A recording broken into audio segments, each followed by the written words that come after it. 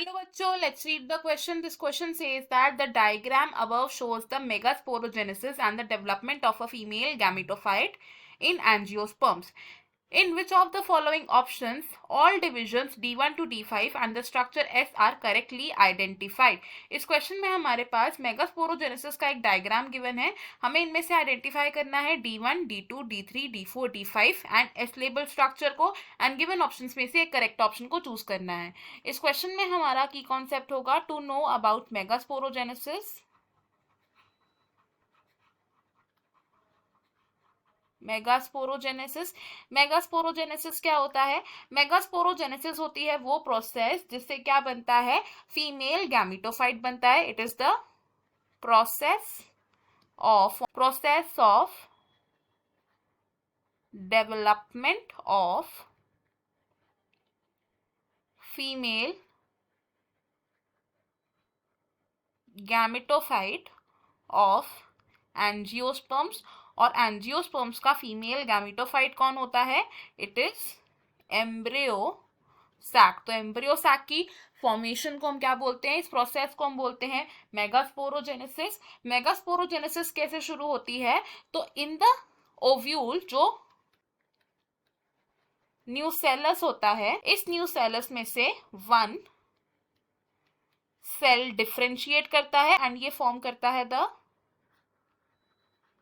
Megaspore mother cell. ये जो megaspore mother cell होता है, it is a diploid cell and megaspore mother cell कहां से फॉर्म होता है? From the micropylar end of the nucellus. अब लेट्स अज्यूम ये क्या है? This is the megaspore mother cell जिसकी प्लॉइडी है 2n. इस मेगास्पोर मदर का this is the chalazal end and ये क्या है? It is the micropylar end. Chalazal end को हम रिप्रेजेंट करेंगे by C and micropylar and को हम रिप्रेजेंट करेंगे बाय M. तो अब क्या होता है? इस मेगास्पोर मदर सेल में होती है मियोटिक डिवीजन, यानी कि इट अंडरगोज मियोसिस. तो मियोसिस दो फेजेस में कंप्लीट होती है. सबसे पहले क्या होता है? मियोसिस 1. मियोसिस 1 के एंड पर क्या होता है? दो डॉटर सेल्स बनते हैं. तो दो डॉटर सेल्स यहां पर बन गए. This is the micropylar end and this is again the chalazal end. अब मियोसिस 1 के बाद जब मियोसिस 2 होगी तो 4 डॉटर सेल्स फॉर्म हो जाएंगे. मियोसिस 2 हो गई एंड मियोसिस 2 के बाद क्या फॉर्म होते हैं? It results into formation of 4 daughter cells. This is the chalazal end and this is the micropylar end. अब ये जो 4 डॉटर सेल्स बन रहे हैं, इनमें ईच डॉटर सेल की प्लॉइडी है हैप्लॉइड, यानी कि ये हैप्लॉइड डॉटर सेल्स हैं एंड इस स्ट्रक्चर को हम क्या बोलते हैं? This is called the megaspore tetrad. तो एक लीनियर मेगास्पोर टेट्राड फॉर्म होता है आफ्टर मियोसिस 2. अब मियोसिस 2 के बाद क्या होगा? हैप्लॉइड सेल्स में से 3 cells from the chalazal end degenerate हो जाते हैं. यानी कि हम इसको किस तरीके से रिप्रेजेंट कर सकते हैं? 1 cell towards the micropylar end functional रहता है and 3 cells towards the chalazal end जो है वो डीजेनरेट हो जाते हैं. These are degenerated cells from the chalazal and.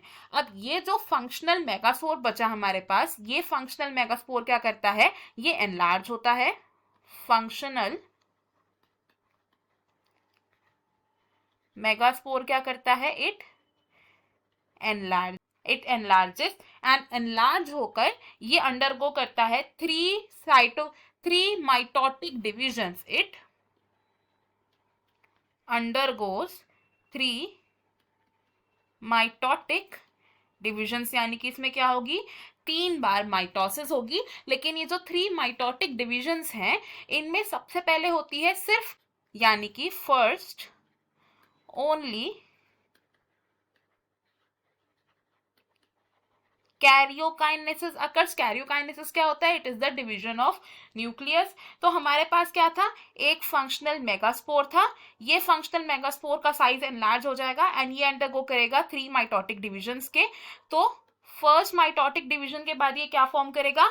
The nucleus will divide after the karyokinesis and ये फॉर्म करेगा 2 न्यूक्लियाई को. देन इसके बाद होगी second mitotic division, and second mitotic division के कैरियोकाइनेसिस के बाद अगेन 2 डॉटर सेल्स से फॉर्म हो जाएंगे हमारे पास 4 डॉटर सेल्स, एंड देन हमारे पास जब थर्ड माइटोटिक डिवीजन होगी तो थर्ड माइटोटिक डिवीजन की कैरियोकाइनेसिस के बाद हमारे पास प्रेजेंट होंगे 8 डॉटर सेल्स। तो these 3 are the mitotic divisions. अब ये जो 8 सेल स्ट्रक्चर बन चुका है, अब इसके बाद होगी इसमें साइटोकाइनेसिस। नाउ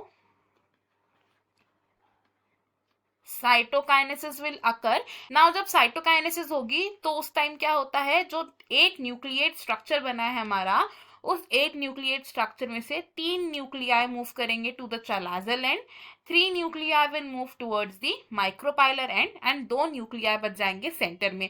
तो जब साइटोकाइनेसिस होगी तो सेल वॉल की फॉर्मेशन होगी, एंड इस तरीके से सेल वॉल न्यूक्लियस को एनक्लोज करना शुरू कर देगी। तो अब हमारे पास जो स्ट्रक्चर बना है इसमें हमारे पास 8 न्यूक्लियस है एंड 7 सेल स्ट्रक्चर है, और ये स्ट्रक्चर इवेंचुअली क्या बन रहा है, this is the embryo sac, जिसमें towards the chalazal end present होते हैं 3 antipodal cells, these are antipodal cells. Towards the micropylar end present होते हैं 2 सिनर्जिड्स, माइक्रोपाइलर एंड की तरफ प्रेजेंट है 2 सिनर्जिड्स, एंड इनके साथ प्रेजेंट होता है एक egg cell, this is the egg cell, and central position पर क्या प्रेजेंट होते हैं, here are the 2 polar nuclei, polar nuclei present है। तो हमने समझी द प्रोसेस ऑफ मेगास्पोरोजेनेसिस। अब अगर हम ये डायग्राम देखें तो इस डायग्राम में हम लेबल करेंगे सबसे पहले D1 को। D1 क्या है, इट इज मियोसिस 1, जिसके बाद मेगास्पोर मदर सेल क्या बना रहा है, मेगास्पोर डायड बना रहा है। D2 क्या है, इट इज मियोसिस 2, जिसके बाद क्या बनता है, मेगास्पोर टेट्राड बनता है। D3 क्या है, तो फंक्शनल मेगास्पोर जब डिवाइड करेगा एंड ये 2 सेल्स फॉर्म करेगा, it will be by mitosis, तो D3 इज माइटोसिस, बिकॉज ये फंक्शनल मेगास्पोर अंडरगो करता है 3 माइटोटिक डिविजन्स को, तो D4 will also be mitosis, and D5 भी क्या होगा, it is mitosis only. And eventually जो एस स्ट्रक्चर बनता है हमारे पास, ये एस स्ट्रक्चर है एम्ब्रियो सैक। अब अगर एक एक करके हम अपने ऑप्शंस देखें, इनमें से ऑप्शन ए की बात करें तो meiosis 1, meiosis 2, mitosis, mitosis, mitosis, यहाँ तक तो लेबलिंग ठीक दी गई है, लेकिन एस में हमको बोल दिया गया है कि एस शेप स्ट्रक्चर है माइक्रोगैमेटोफाइट, तो ये रॉन्ग है बिकॉज ये मेगा गैमेटोफाइट है, ना कि माइक्रोगैमेटोफाइट। तो ऑप्शन ए हमारा रॉन्ग हो गया यहाँ पर। ऑप्शन 2 भी हमारा यहाँ पर रॉन्ग हो जाएगा बिकॉज सारी लेबलिंग स्टिल D5 लेवल यहाँ तक ठीक है, लेकिन एस शेप स्ट्रक्चर यहाँ पर एम्ब्रियो बोल दिया गया है, विच इज रॉन्ग, क्योंकि ये स्ट्रक्चर क्या है, it is embryo sac. Option 3 हमारा यहाँ पर करेक्ट है because it says D1 is meiosis 1, D2 meiosis 2, D3 mitosis, D4 mitosis, D5 mitosis, and S is embryo sac. तो ये ऑप्शन हमारा ठीक हो जाएगा। ऑप्शन 4 भी हमारा यहाँ पर रॉन्ग है बिकॉज यहाँ पर D1 में ही बोल दिया गया है कि हम माइटोसिस हुए, लेकिन माइटोसिस की जगह क्या हुआ है, मियोसिस 1 हुई है। तो इन क्वेश्चन में हमारा जो फाइनल और करेक्ट आंसर है that is option 3। I hope you have understood it well. Best of luck. Thank you.